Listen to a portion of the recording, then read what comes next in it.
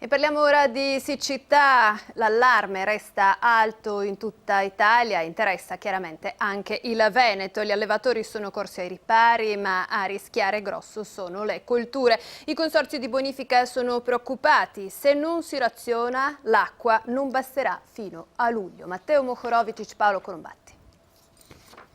Il nebulizzatore si accende a seconda della temperatura. Un ciclo dura qualche minuto, poi parte l'aria che asciuga le vacche, quindi di nuovo l'acqua.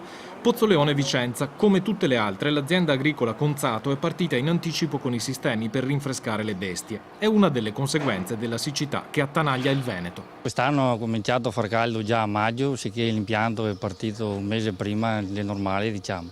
Che per voi è anche un costo. È un costo dal punto di vista elettrico, sì. Gli allevatori si attrezzano per non mettere a repentaglio la produzione di latte e i costi aumentano.